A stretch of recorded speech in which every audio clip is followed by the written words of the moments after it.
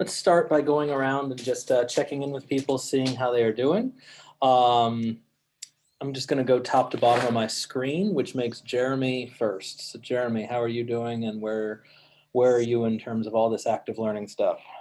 Hello, I am on day one of spring break, so I'm very grateful, God, very why are thankful for why are that. you here then? We're grateful that you're here. Yeah, And I got my second dose of the Pfizer vaccine yesterday, so I'm a little bit out of it, but also very grateful for that. wonderful.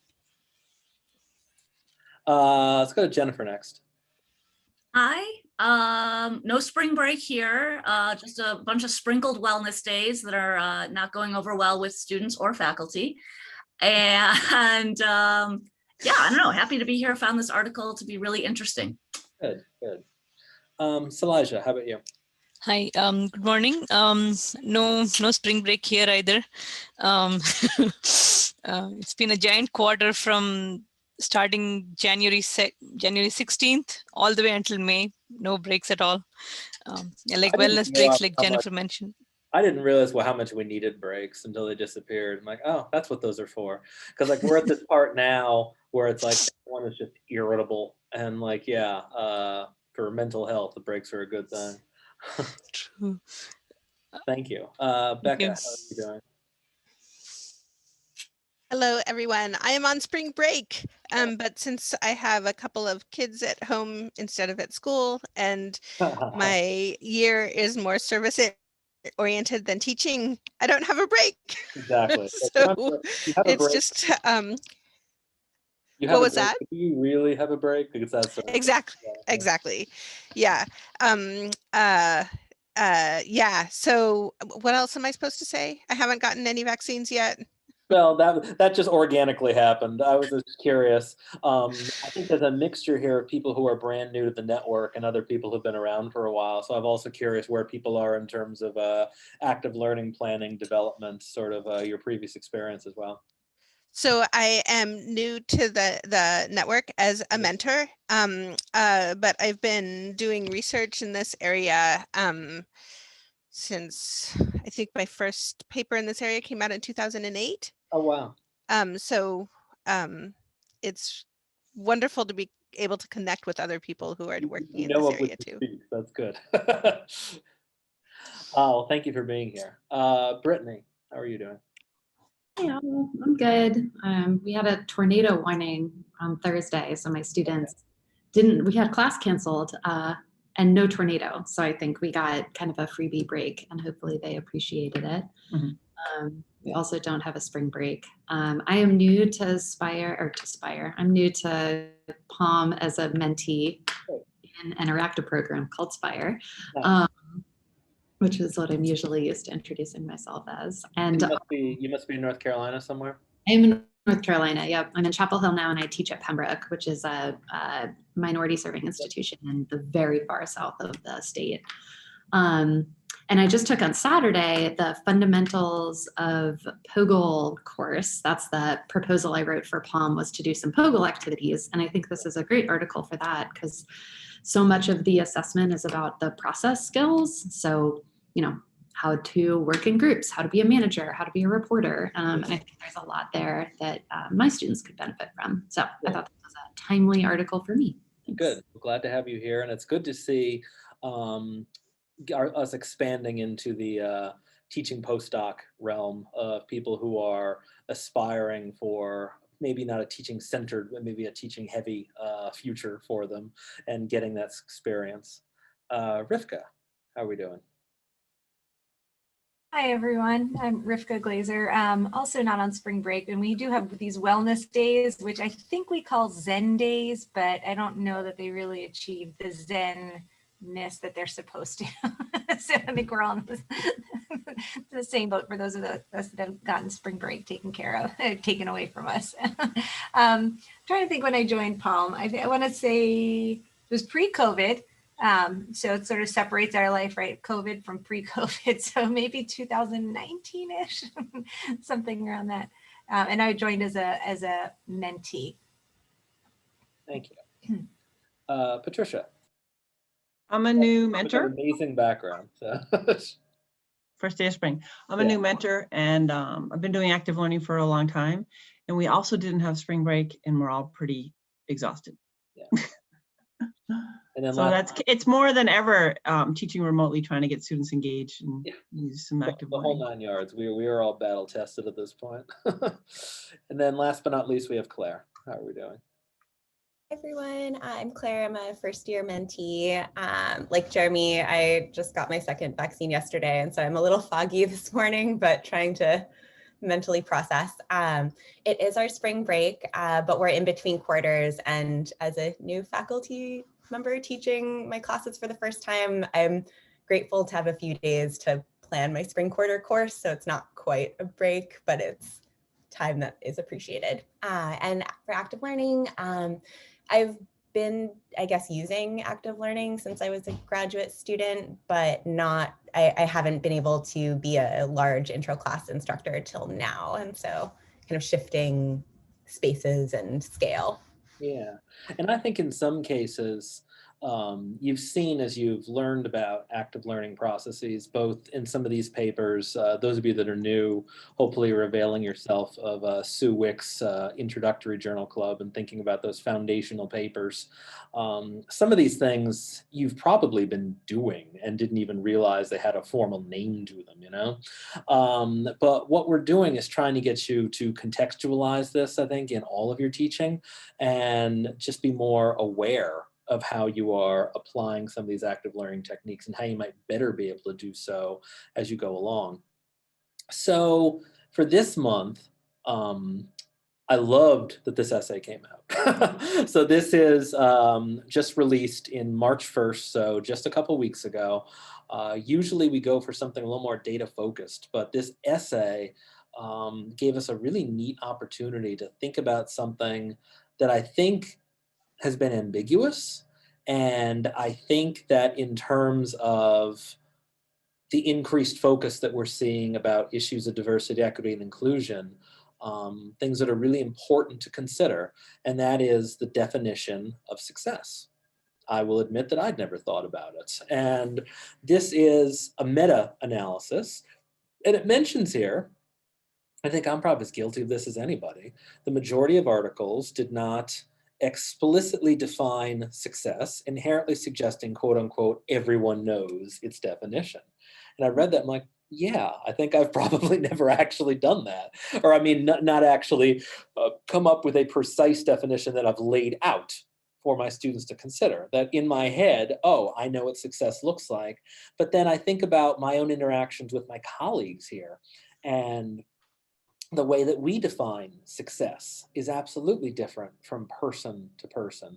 What metrics that we consider as important and which ones are in fact maybe, I don't know if biased is the right word, but maybe less effective in showing what is effective and what is ineffective. And so these last two sentences, I think, are super critical here when looking at the abstract. We provide suggestions for research, policy, and practice regarding student success, and we urge self-reflection and institutional change. So this essay is designed as a conversation starter, that you go in, you take the ideas that they've come up with, and based on that, think about what is appropriate in your particular context to define success in a way that's going to be equitable for your entire class and also reasonable and accessible for your entire class. And this will be dependent also not only on your class composition, the socioeconomic background of your students, but also, are you talking about an introductory class, an advanced class, an apprenticeship type seminar? Like, all of this is going to clearly define, or ambiguously, I should say, define what is success. And so you see here a model by which how they try to do this.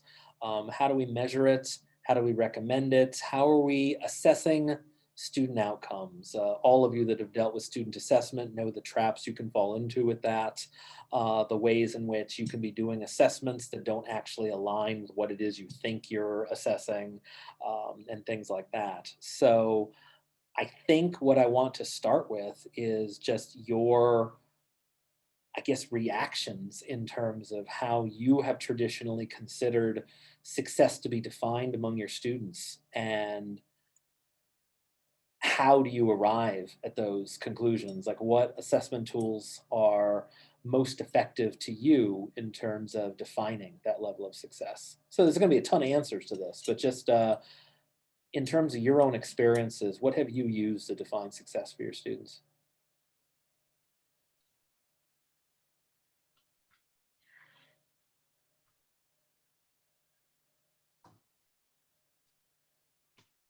Well, I'll throw something out there Please. for class discussions.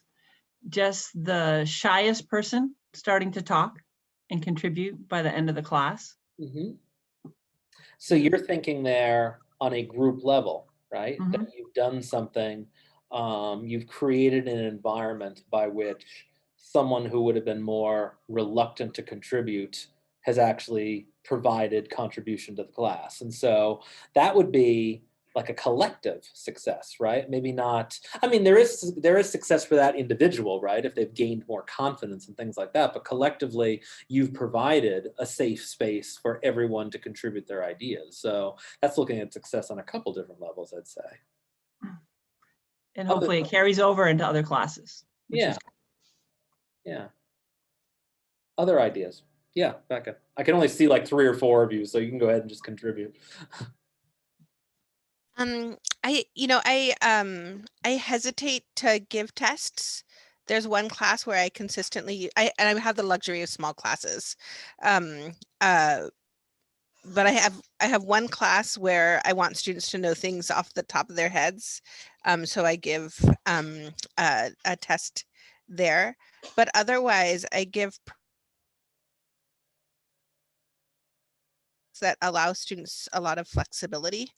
So my learning goals tend to be more about process than content. And again, that's part of the luxury of where I teach in the curriculum.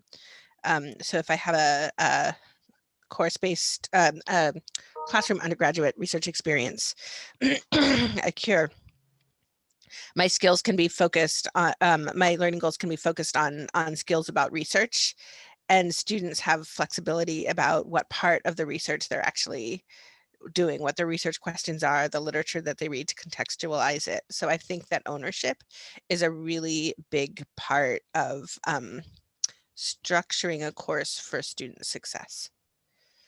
All right, thank you. Let's get one more example from the group. There, Brittany.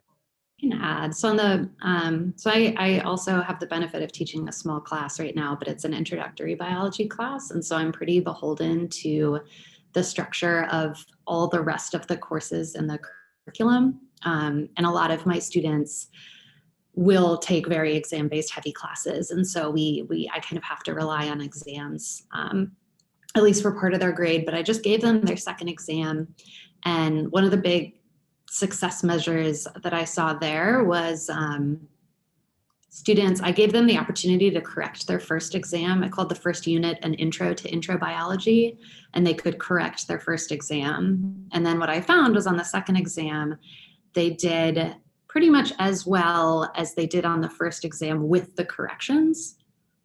So they kind of brought themselves up to hopefully a level that they were excited about with the exam. And so we haven't had class yet since the tornado, but I'm excited to kind of tell them about that measure of success that they did on their own, kind of what they had been able to achieve on the first exam.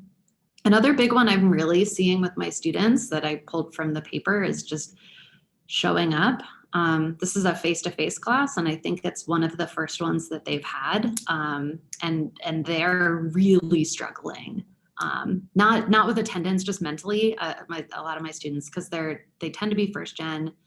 This is probably their first face-to-face class in college, and they've been really willing to talk to me about their mental health, and how negatively impacted it's been this year. And I think that's a big success too.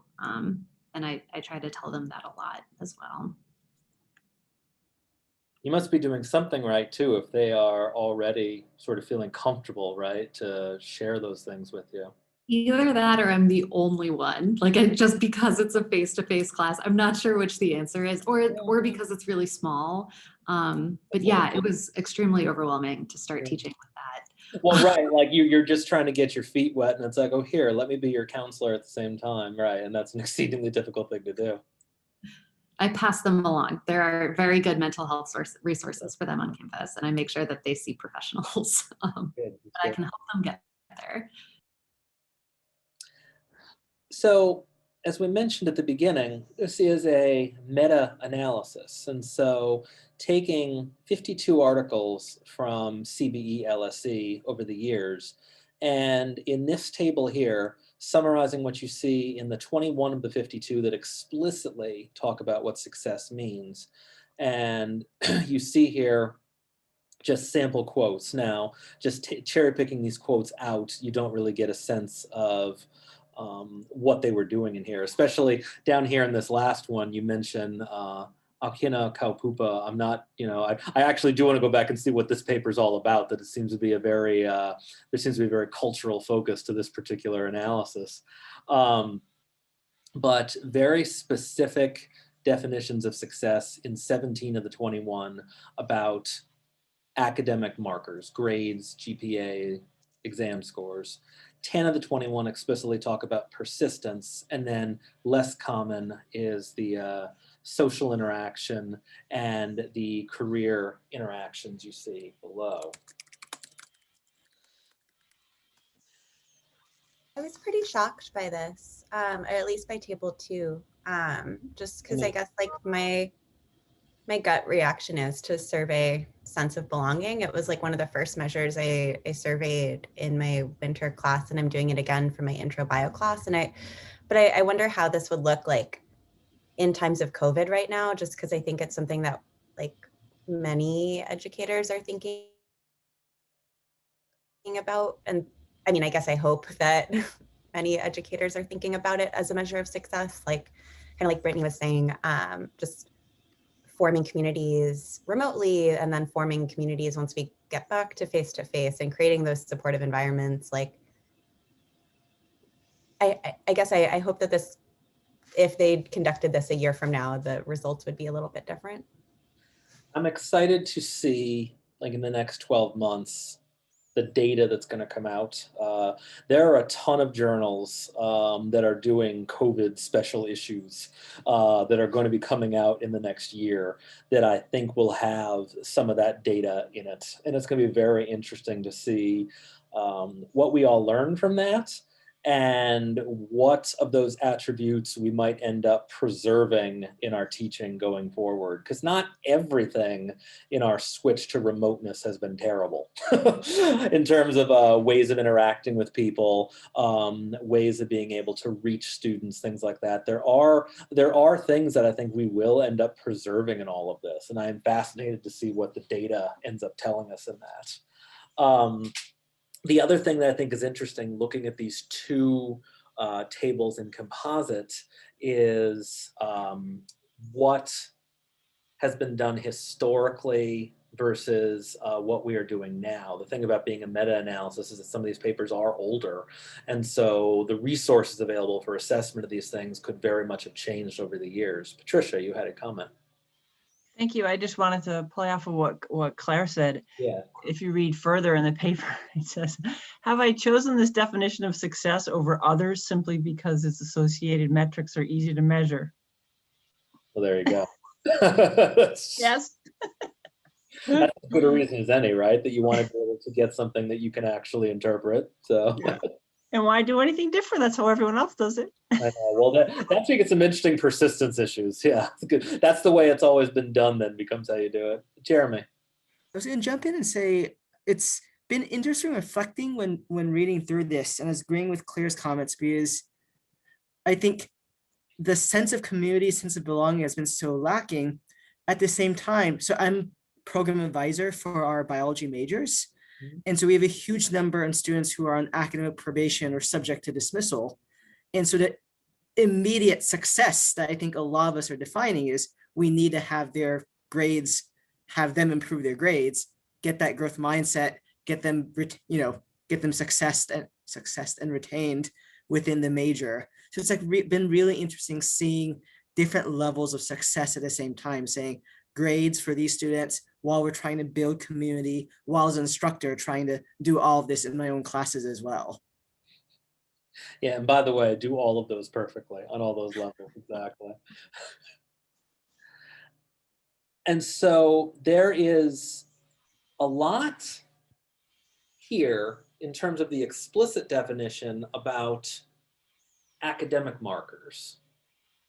And then when I look at what's represented more than once, you actually see a little bit of an edge, although if you combine, I should be careful how I'm going to say this. So the plurality is persistence, retention, and attrition, 20 out of the 52 mentioning it. But then if I actually combine exam scores, course grades, GPA, that still becomes the most common attribute. And so I think you guys have already started alluding to some of this, but I guess the reflective question that I think you guys are addressing in your answers here, what measures of student success are actually appropriate? Not only for COVID, right? That's a whole other beast about just getting us through this last year, but even in a quote unquote normal environment, what is the way that our intro student population looks like? What do you hope to see going forward from them?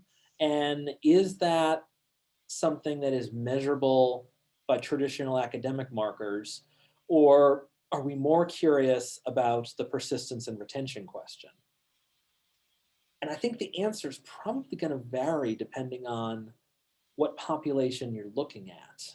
I think about a typical underclassmen group that I work with. Everyone wants to be a doctor. I mean, you're probably all used to that in the life sciences, but success doesn't necessarily mean they all go to med school, but like if they attain the credentials necessary to have all the doors open, I could consider that a mode of success, but I probably fall more in the persistence and retention camp, because if I have someone who thinks they're going into a medical field and then all of a sudden intro chemistry kicks their ass or something, and they think, okay, I'm just going to leave and go be another entirely different kind of major, well, then the persistence variable becomes much more important. So for me, there's a lot to think about in terms of the population I have and how I address those particular populations.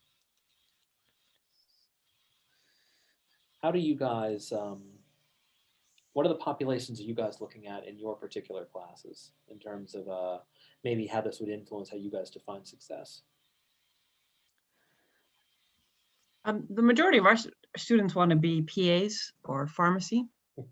And PA thing is amazing to me. Yeah, like, it wasn't even a thing, and now everyone wants to be PAs because they realize what a good deal it is. Yeah, we're articulated with a school a block away, so. Oh, perfect. Yeah. But I think I'm always once they either, you know, like you said, one class was really hard, and they lose their confidence. They just think, I don't know what else to do. You know, it's only as if they only know there's two jobs, right? So I think, you know, I'm always trying to, you know, get them to broaden their thought and think there's a lot of things you can do with your degree. There's a lot of, you know, if you want to go to grad school, there's a lot of, you know, look at public health, look at blah, blah, blah. And so I think that, you know, success to me is them using their degree in some job. Mm-hmm. And the broader they get, the better, because then they're the role model for the next, you know, the next group, the next class, whatever. Claire. Yeah, UCSD is about like a third transfer students, and I think like 90% of them are from community colleges. And so I think like success there to me is definitely like a lot of students are coming in, regardless of COVID. Like it's hard to form community at new institutions, take advantage of all the resource. Like they feel a lot of pressure to do all the things to kind of do UCSD and what would have been 3 or 4 years in the 2 years that they have for their degrees. And so kind of connecting them, like talking about imposter syndrome, connecting them to resources, helping them feel like part of my class community, like the university community. I think those are all things that like I've been focused on. I don't know. I started teaching for the first time during COVID, so I feel like I'm probably just biased. Like, I think you can be forgiven for, Yeah. having a little bit of trouble thinking about all this, given everything going on. yeah, like You mean you I'm haven't course solved all these very well. problems already? like I definitely see all of the like more quantitative measures, but I've just been super focused on like the psychosocial things this year, and yeah. I think you can be forgiven for that. Yes. Here, can I How ask a big- question? Oh, I'm sorry, Michael. Oh, Yeah. just out of curiosity, Claire, how big are your classes? Yeah, so my lab class, it was 51 students. Yeah. And then my intro bio class ranges. Spring quarter, I have just around 70 students, but it gets up to 180. Yeah. So these are 180. significant numbers. So I think that's. Yeah. Sorry, who was asking a question? My apologies. Sorry, I didn't mean to step over you there, Michael. Good. Sorry. Good. So Claire, I was curious because I was thinking about this with our chair the other day. Does UCSD have, you mentioned for the transfer students, is there like a student success office, and how do they define Yeah. success? Because that's something Chapman doesn't have, but I've always been curious how Yeah. institutions do it, and we've been That's a trying to fill that great niche question. ourselves. Yeah, so they have a Triton Transfer Hub, which like is this awesome. So they've got like a couple of different.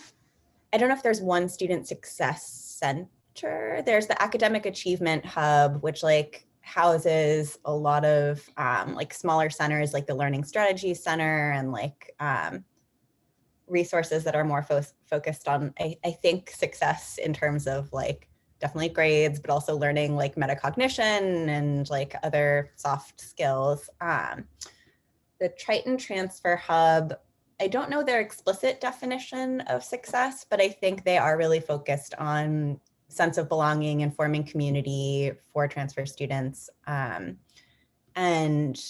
yeah, they're really supportive of group of students like getting involved on campus and extracurriculars. I don't know their explicit definition of success though. That's a good question. I will have to look that up. And I will say a lot of what you're seeing here, I think the work of Aaron Dolan's group and Lisa Corwin, who's now at Colorado Boulder, has done a lot towards elevating the project ownership, sense of belonging, ideas of success that frankly weren't there before. If you're not familiar with the LCAS, the Laboratory Course Assessment Survey, as an assessment tool for this sort of thing, I've seen that pop up all over the place lately as a means of looking at means to assess whether active learning is going well. Now, that's with a laboratory course. We're talking more about active learning strategy here, but all of that said, we are talking in the broad about making somebody feel like they belong in a particular subject. And I think Claire's example of the transfer student from the 2-year to the 4-year school, that's a really underserved point of study, right? Like what are we doing to facilitate the transfer student? What are we doing to make the transfer student feel like they actually belong in this environment coming from maybe a different type of background? Right? So if I continue down here, I think those are the major points. What they get at here, they're actually looking, when they talk about success, they're looking at success from the point of considering research, actually. How do researchers define success? And so we are actually thinking about this with respect to our own classes. There's a lot of parallels between how a researcher would go through the process of defining success and how you as an instructor might go about doing the same thing.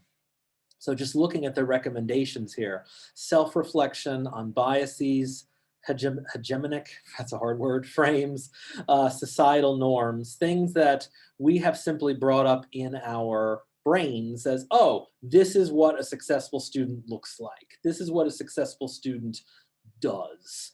And then understanding at the beginning what success would be defined by, and then not written here because we're talking about researchers, but we're talking, I think, more about our classroom technique. How are you going to define success, and how are you going to articulate that to your students? And I think the way you articulate that to your students could be well defined by how you choose to grade your class, right? If you have 3 exams and those 3 exams count for 75% of your grade or something like that, you have made it pretty clear that understanding and being able to succeed, mastering concepts and putting them on a test is pretty important to you and is the definition of success. If you put a lot of weight on oral, poster, whatever form of presentation or dissemination, communication type stuff, you have clearly shown that those communicative skills, maybe more soft skills, are what you would define as success. That's not binary, right? You don't have to pick one mode or another. But as you decide what kind of assessments you're using in your class, like as you think about what you're going to use to ultimately determine a grade, that's going to say something to your students, right? About what you value and then how you choose to dictate success in a class. I'm teaching a 200 level genetics and cell biology course right now, and I'm trying to distribute as much as possible sort of the different ways by which students can show me that they know what they're talking about, right? Traditional exams, yes, but traditional exams that count for like 10% each of your grade, not 25, 30% of your grade. Presentation opportunities, doing a long-term research project, things like that. Things I can do where their ability to communicate, their ability to work as team members, all sorts of ways that sort of allow me to holistically judge them and ascertain their success, not just on content, but on the experience that they're doing as well. And my model is not perfect, not by a mile. There are certainly criticisms you can make of it. There are ways to improve it, but I'm always skittish of doing like, okay, here are these high stakes exams and this is what I'm focusing on. So I guess I would ask you guys that question, thinking about your assessment strategies and what assessment strategies are you doing that might tell your students how they're going to define success in your class? What are some thoughts? I can share a little bit. I think I've had some of the same thoughts that you were just describing, Mike. And especially now because I'm teaching entirely remotely.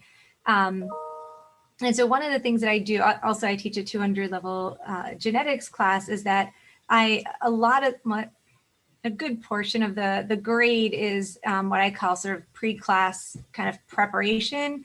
But I've told the students that it's graded on just completion rather than accuracy because they're still in the process of learning it. And so while they're in the process of learning it, I don't want them to be penalized for being unsure, but I do want them to put the work in to try and learn so that, if I can easily, it also makes grading a lot easier for me. I can kind of just scan down and see, did you attempt, to answer everything? Great. And it's the really low stakes, like, 5 points, but it makes them accountable to coming prepared every day in the class. And then another part that I'm, maybe slow to realize this, but what's becoming more evident to me is that student, I guess it goes along with sense of belonging, but I think it's a little different, is their confidence. And so if they don't have confidence in their ability, they're not going to want to participate. They're going to second guess them. And that's going to be this sort of negative feedback loop. So trying to instill in them this idea of, you don't have to be perfect to get, some points, the pre-class points. Try. That effort, is going to get you a long way, but that ultimately there does have to be some distinction and, understanding of their mastery of the material. But I just wanted to share, that's the way that I'm sort of addressing this now. That's a big one. We haven't actually talked a lot about confidence and not wanting to shatter somebody's sense that they, I think somebody in the group mentioned imposter syndrome, and that's a big one, right? The ability to feel like you belong. And we mentioned that in terms of ownership, but also just general not scaring people away. And I know there's that scary, I don't mean this in a condescending way, but just where we're so quick to say weed out class or gatekeeper class and say it as a virtue, right? And there's so much more that, yeah, there's just so many other ways to get at the same point without intentionally trying to kick people out of a class. Other thoughts on this? How do you guys try to dictate or define success through your grading strategies? So a big, or Jennifer, did you just unmute? I didn't know if you were. Oh, you go ahead first, Brittany, and then we'll go Jennifer. A big one for me, because it's the course intro at Pembroke is a weird course because it's for majors and non-majors. And it is also the only gateway course to every other biology class at Pembroke. We do not have, essentially there are no 200 level classes. And if there are, they are not required. So the only prerequisite for any other biology course is Bio 1000, which means if I wanted to teach content, I'd be trying to teach it for my zoologists and my pre-meds and my geneticists and my beekeepers, because we have beekeeping. And it's just impossible for me to teach everybody content, to have them be prepared for another class. It's not worth it, especially for my non-majors that I'm then dragging along behind me, trying to just pass their science credit, while my pre-meds are getting ready for anatomy and physiology. So a big one for me, and I've now made it worth more than any exam, is we read like popular media, science press releases, Scientific American, some of the Nature kind of quick blurbs about things that come out.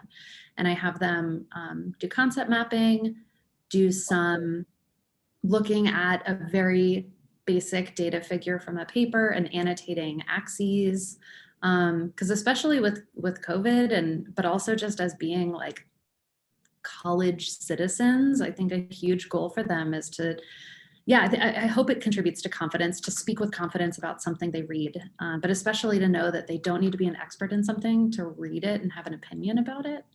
And that's kind of been my big goal with confidence, because I think the content it's a lot. And I'm still not sure how to do content the best way, but I like that. And I think my students like it too.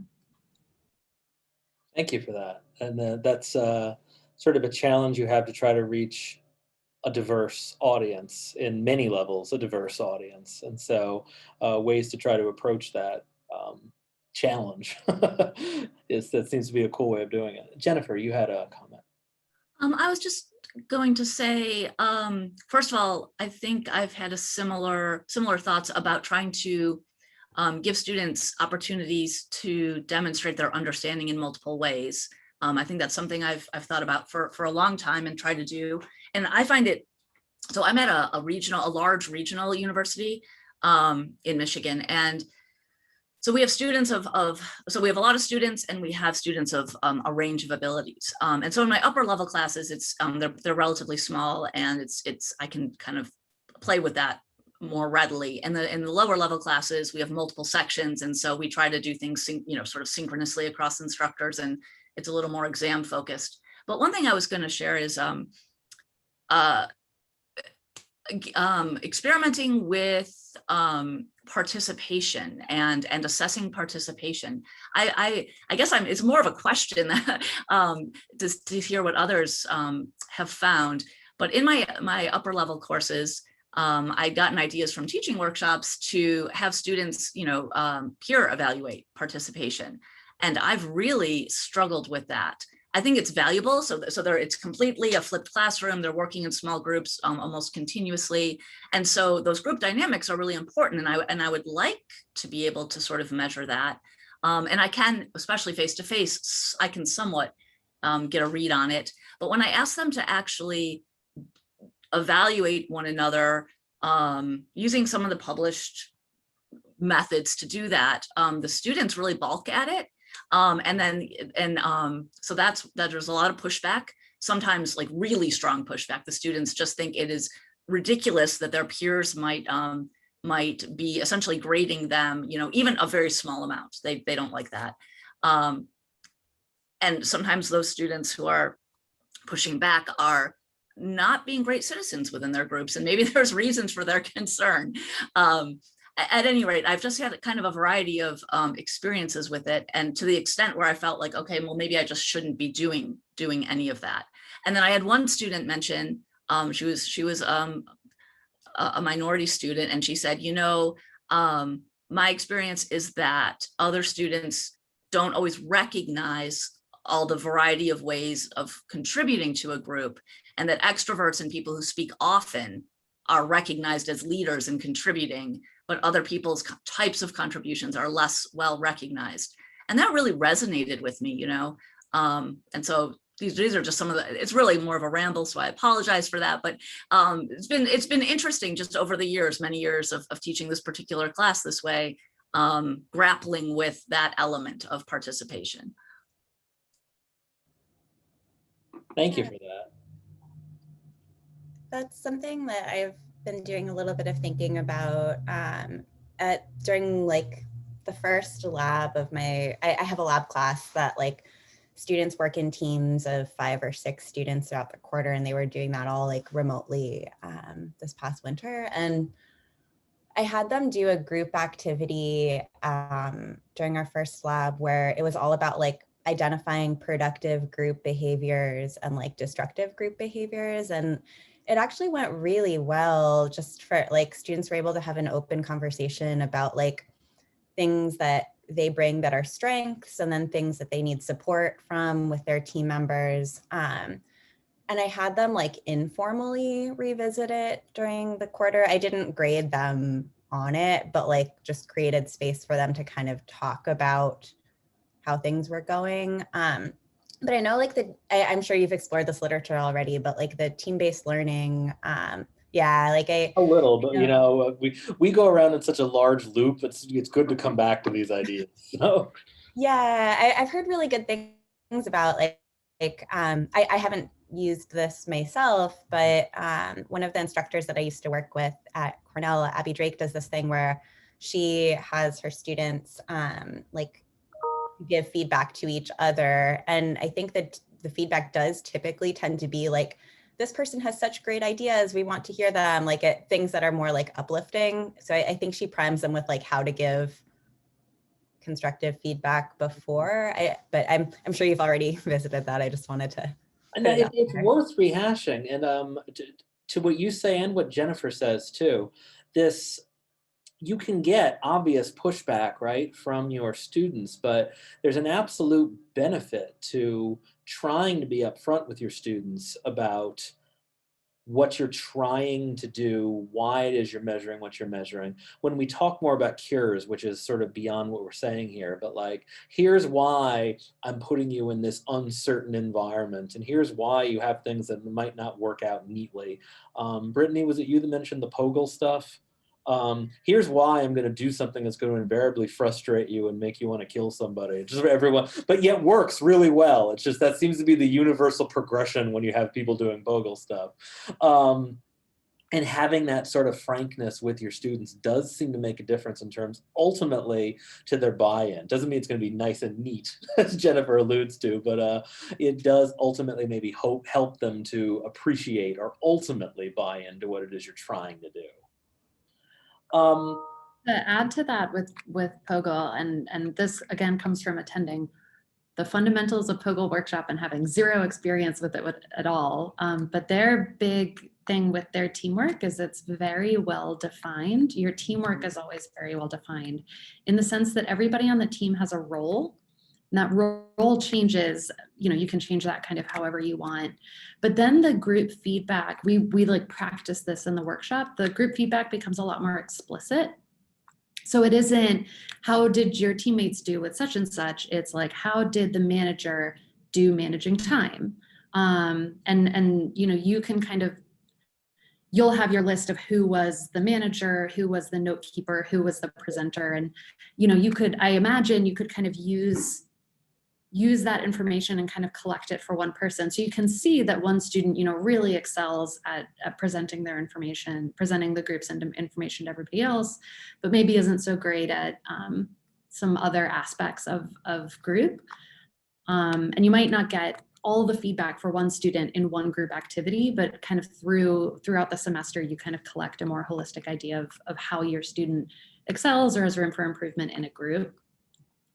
So maybe some more questions about how like a role was performed in a group instead of having them evaluate each student on everything they were supposed to contribute in that activity. That would be a cool holistic approach, right? That you sort of get a profile for each student, what their strengths and weaknesses are. And that could actually help you if you, and if you're Claire and have 180 people, this is probably really hard to do. But if you have a small enough class where this is feasible, like actually talk to them individually, like, okay, here's what you're doing well, and here's what maybe we can work on doing better. Like you get that strength and weakness assessment. That's really cool. In the couple minutes we have left here, I just want to emphasize this particular figure. It's one of these models, and sometimes models don't always apply to the real life situation you have, but in this case, a really interesting attempt to try to look at how you can, in a fair and equitable manner, reach everyone in your class and make sure that everyone in your class has, I think Patricia, you said this, the confidence, right? If the least likely person to contribute feels that their views are being given weight and feels comfortable with contributing, that you've done something really special in terms of developing a classroom environment. And so part and parcel to figuring out student success and figuring out what success looks like in your environment would be the generation of an environment that everyone has the ability to feel comfortable exploring, feeling comfortable with being wrong in public, which I think is the hardest part of this entire enterprise, right? Having the confidence to be wrong in public and not have that affect you long term. And I'm not saying this is easy, right? That a lot of people have worked really hard to come up with how to attain this model in real life. But I think these ideas here are certainly ones to think about carefully in terms of your own classroom design. Any thoughts on this?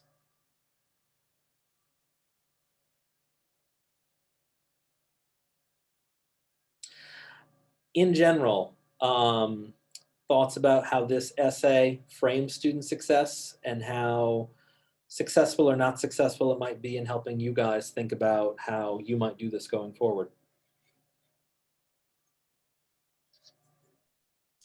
Well, I'll just say that this was really thought-provoking for me, and I think that I have relied on my institution's definitions of success, which are those easy things to measure. And also, you know, the federal agencies, NIH, NSF. I mean, they've also, right? They often talk about retention, and in a quantitative, just sort of binary kind of way. And I am going to be sharing this article widely on my campus. You know, I think that this is, I'm excited for us to think about this more deeply. And we are at a critical time on my campus with student enrollments dropping precipitously even before COVID. So retention and just student enrollments is a big conversation on our campus, and there's practical reasons for that. But I feel like that's a great opportunity for us to bring this to the table. I agree. We're in the same situation, and I'm actually in the minority where I think success is them getting a job in the field, because there's been a huge shift with new hires that the success is that they all perform lab research and that they all go into industry and that they all go to grad school for PhDs, and the likelihood of that, you know, we know is not high. Or even getting a job once they get the PhD. So I always feel I'm the lone voice and thinking broader, but you know, I'm going to continue because that's not, I don't know, I don't think we're doing our students justice putting them in one little path. I think that's fair. I mean, you're putting a more practical spin on it, and that practicality is something we have to think about, right? Why are they spending the money to get the degree? And that's to get the jobs near the other end. So I think it's a perfectly good way of defining success.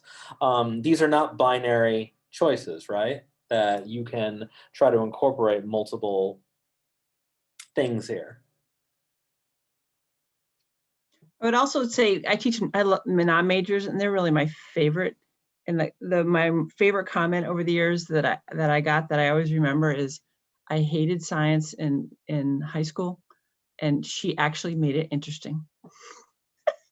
Nice. It sucked 1% less than it sucked before. Yeah. Now I won't say I hate it, which is good.